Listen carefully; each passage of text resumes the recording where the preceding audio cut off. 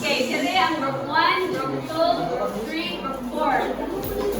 1, 2, 3, 4, 5, 6, 7, 8, 9, 10.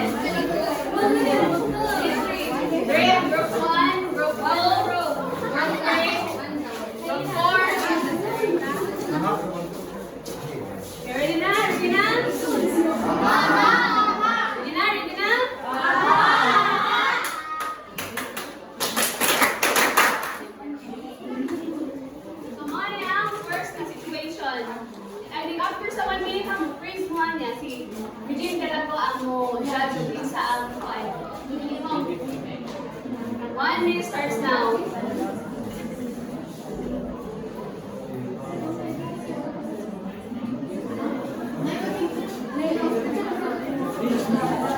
After, naman sa 1 minute natin. Dapat na-upgrade mo. Sige ka, sige.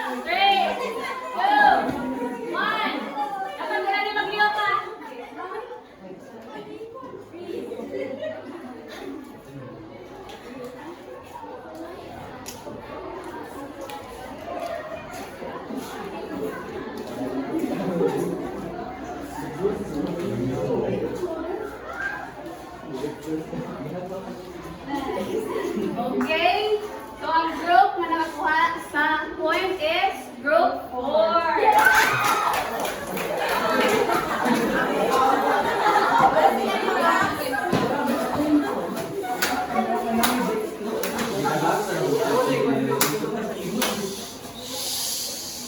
And the next situation is 1 minute starts now.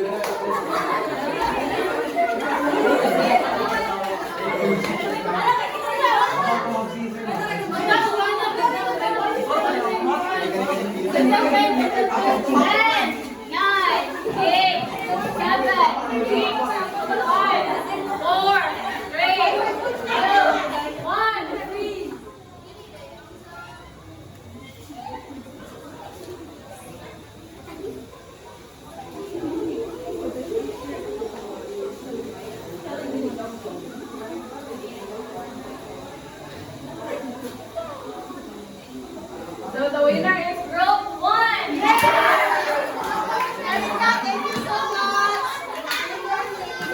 So the next situation is kanina.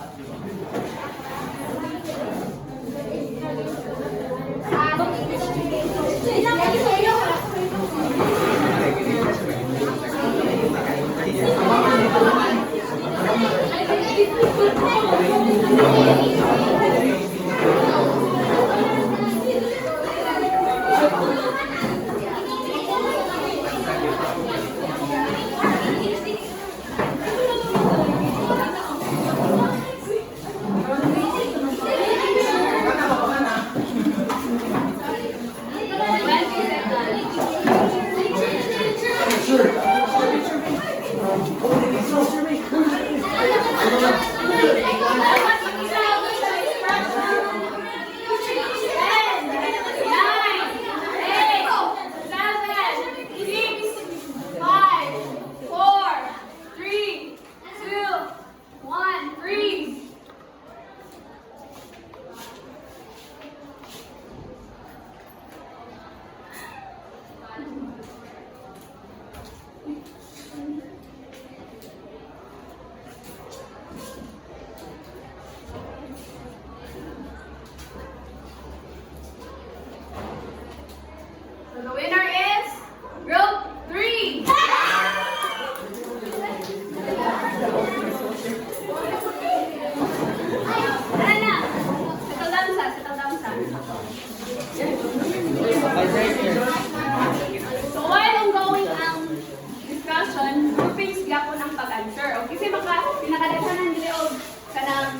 kanang points by kadawat anim.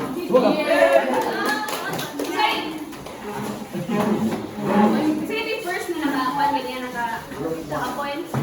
Representative sa age. So, problem na answer ko lang. Ito rin sa house na.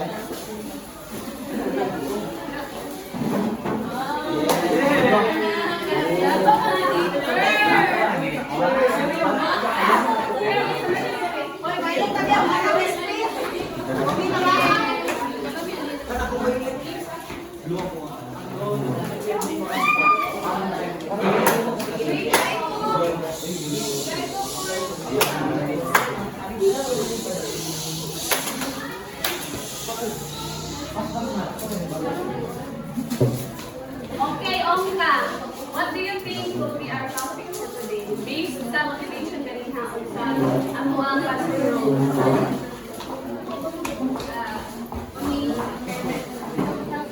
Health impairment. Okay, so for our topic today is other health impairment. So please read the objective first so that you will be guided for today's lesson. Everybody read. Define what are other health impairments and its two types.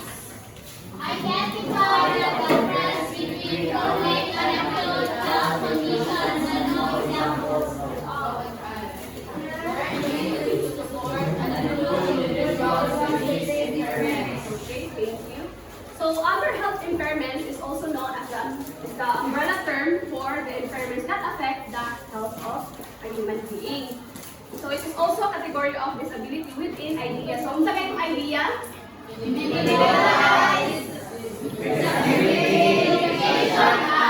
So other health impairments is also known having limited strength, vitality, and alertness. So unsa man ang strength?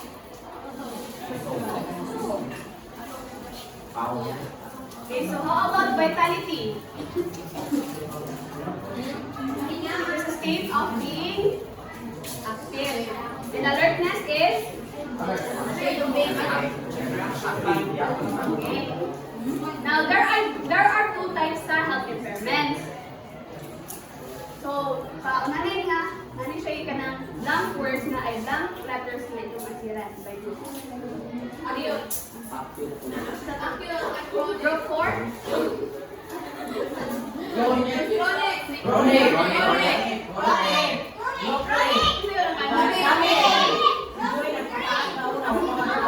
Answer mo pero ako hindi isa.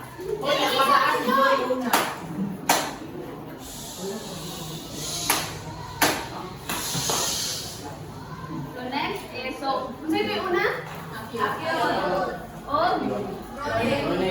So, can someone define kung saan kalihaan sa acute o sa chronic? Ang naka-answer kaniha, di na pwede mo balik. Okay, group 1.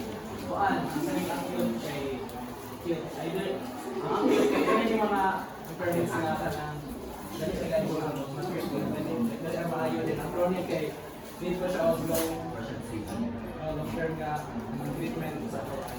Okay, so ang acute di ay kay dali ra siyang padagdalo o kanang dali ra siya mawala, for example kanang allergies, pero sa kanang chronic like ang example sa niya kay kanang cancer, and etc. Now let's have the examples of other health impairments. What's naman eh? Raise your hand if you want to answer. Group 2. What does that What's the answer? Please stand. What's your idea or what's your primary idea about the age?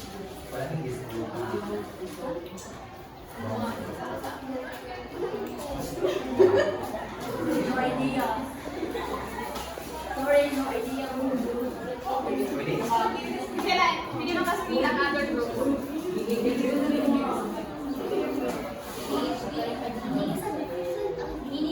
Ah. If we say ADHD, it really affects our self-control, focus, and attention. Okay, thank you.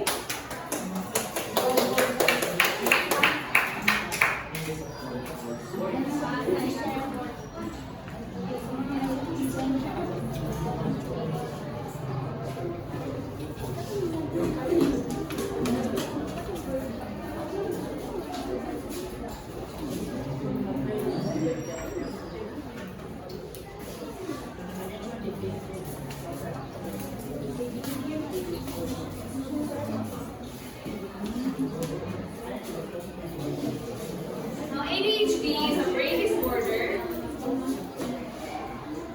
Hala. that affects how you pay attention or sit still and control your behavior. So, naan siya yung video na rin ko. So, let's move on to the next. Diabetes. Disease. Growth. Isa yung maka-define or primary knowledge na about diabetes.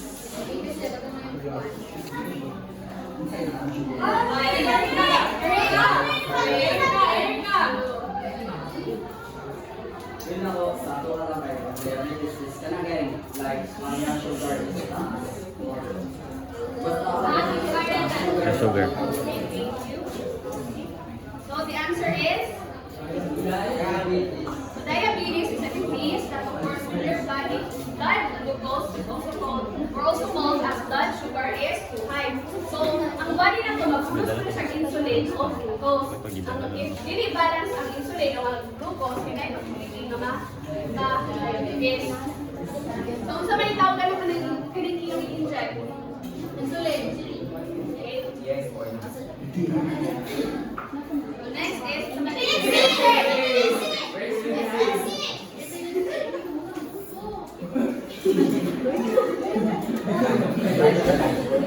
kasi maka-define sa unsay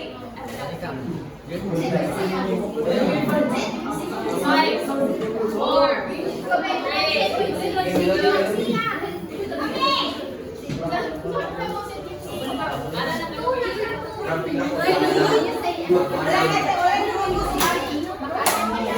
Amon. kaya mamina ka rin siya. So when you say epilepsy, kapigtahan ang mobility sa kakalat. For example, ang kaya orang bukan na to, kalitanan sa black mo, kaya pa-paralyze ba? Pinagi sa mga therapy. So, epilepsy is a neurological disorder characterized by recording which are sudden abnormal electrical discharges in the brain. So, atong brain di ay kinaan may mga charges na hinatag towards our body para makamove ang atong different parts sa ato ang body. So, if yung naay ka ng abnormal or charges na move, ka na mo, send gani ang brain towards sa body. Kaya mo siya ma-create of fevers or twitching.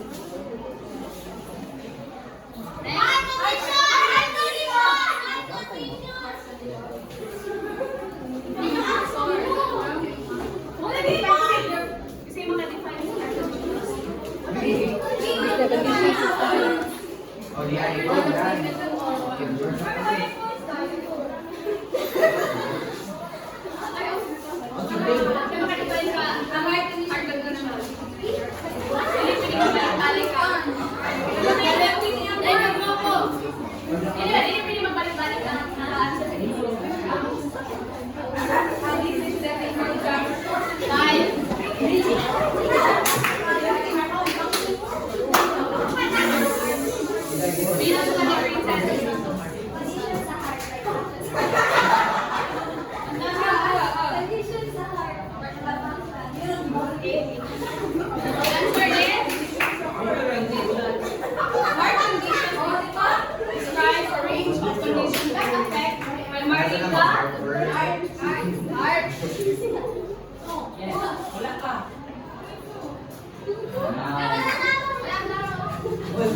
So, kasi makatang example sa heart condition. Ikaw.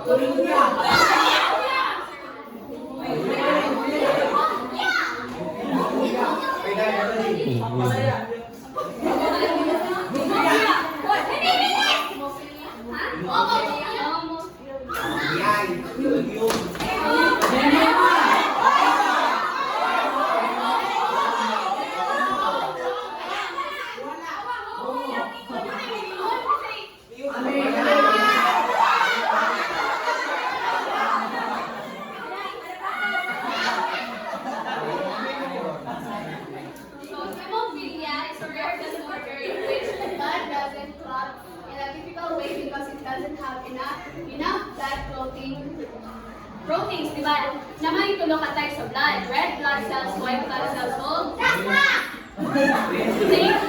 So, diba, ang pinanitin, diba, masaya ka, ba't mo hindi kasamad mo nga?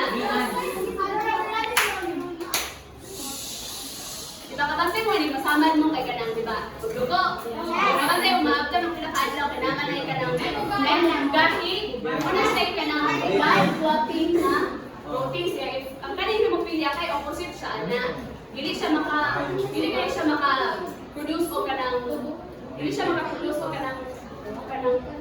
protein factors na mong cover sa iyong samad para dili mag-bleeding sige. Sabi opposite siya yung kanang magsinig ng buhay mo samad or kanang dugay maayon sa samad. Na kay yeah. Kani, dugay niya. Kami na lang.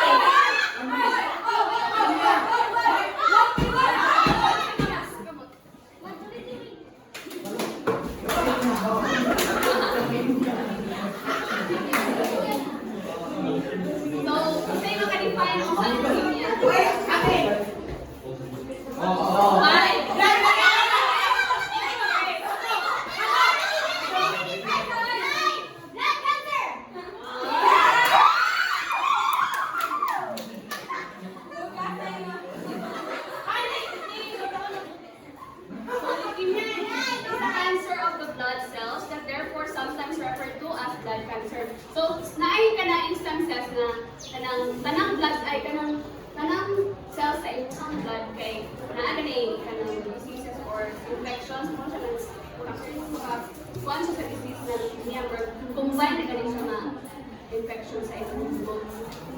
Kaya maka-kuan sila siya ma-critical kay ang blood kay naay ang may kaon kay ang blood.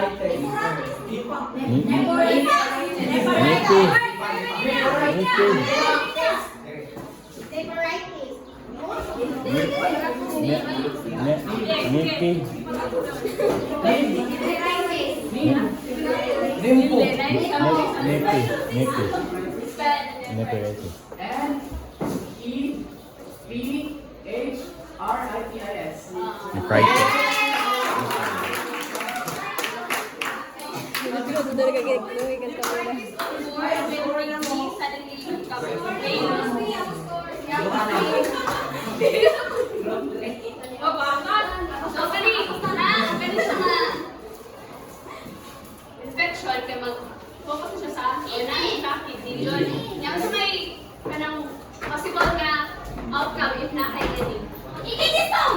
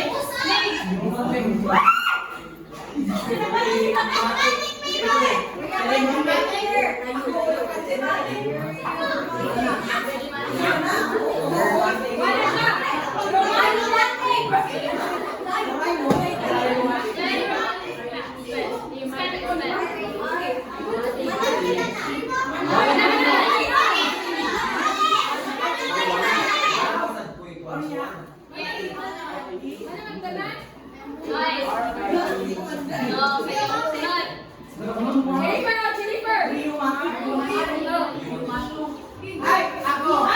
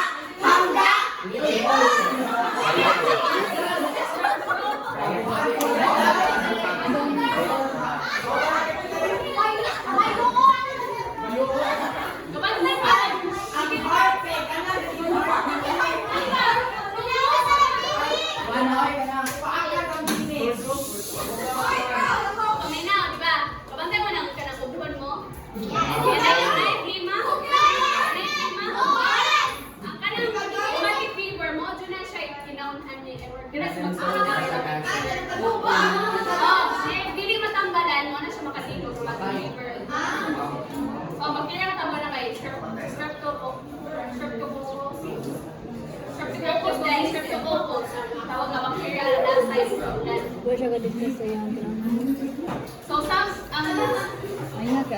damo na rin, maghubag ang iyang joints or magsakit sa ang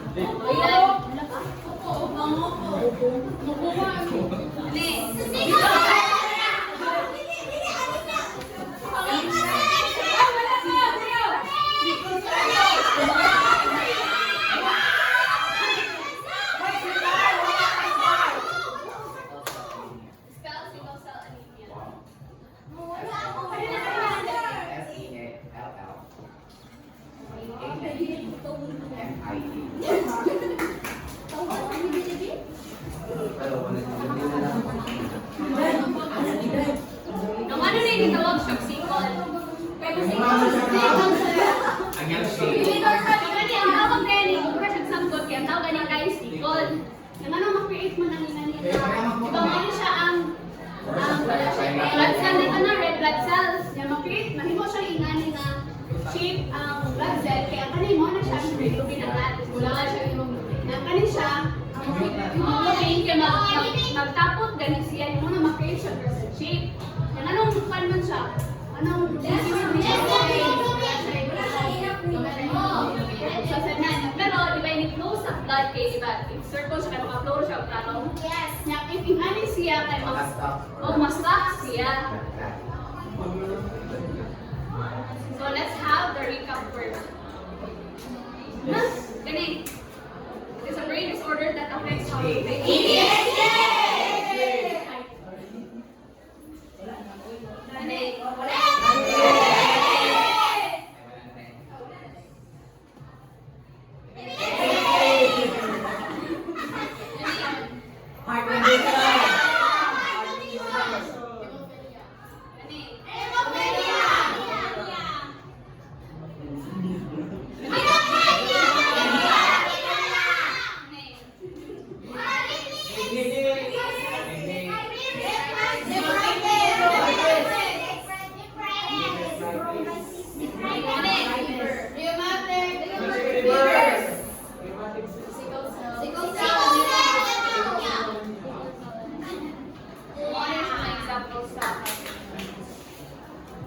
So, na-update challenges ang mga learners na na-ay So, sa may para ninyo, sa may mga challenges na na ang mga learner na na-ay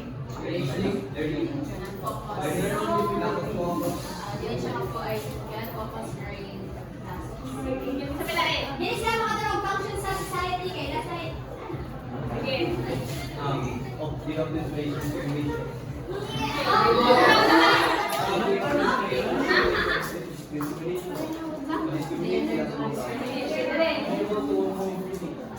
Sabi nyo ganyan, sir?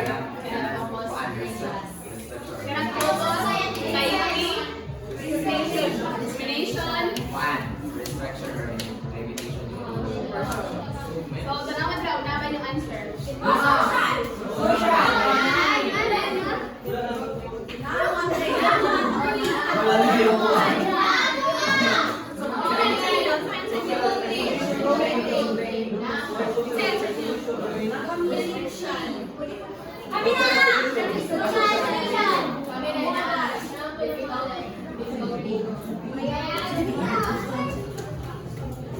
So the challenges of OHI is everybody read. low energy, difficulty concentrating, frequent absences, social isolation, medical emergencies, need for special accommodations. Wala.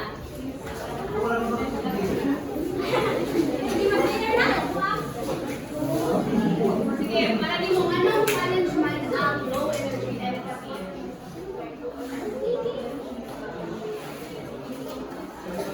Okay, sa seconds, anong difficult man ang pag-concentrate sa mga learners na naay other health impairment?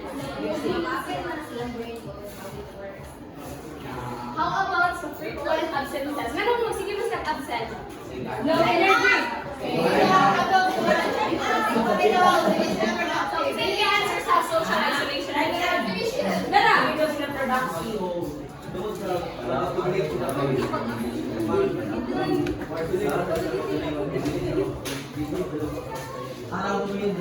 about the medical emergency? How about the need of special accommodations? Ano yun? Dapat yung lahat ng mga pinasa sila yung mga health issues. So, if naay challenges, naasay ways to support the individuals na naay health impairment. So, may mga ideas na number 4. Raise awareness. Early intervention.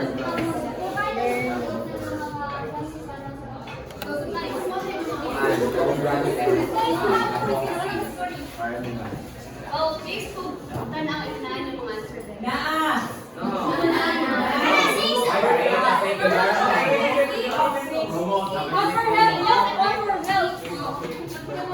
Offer help.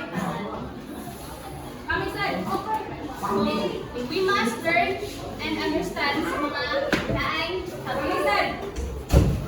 health impairments para sa makapromote self-awareness. We must also create a safe environment for them to have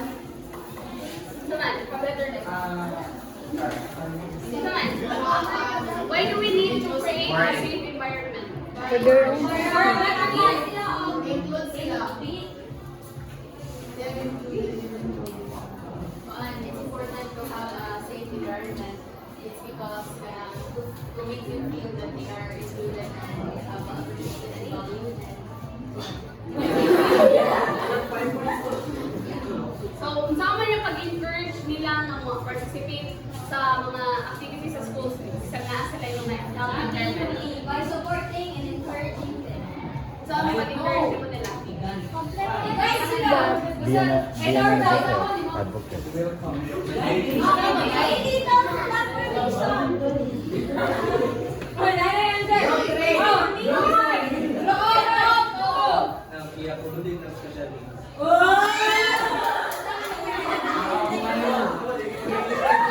Also, we need to be patient and respectful. So, tanawin na ito if na-aware ba na ito ang objective. So, yes, define what other health impairments exist. Kasi ba ng other health impairments?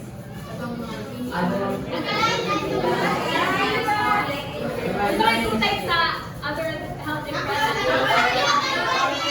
Identify the difference between chronic and acute health conditions and know the examples of other health conditions. Ano man ang kalahian sa chronic o acute? Ang acute and short-term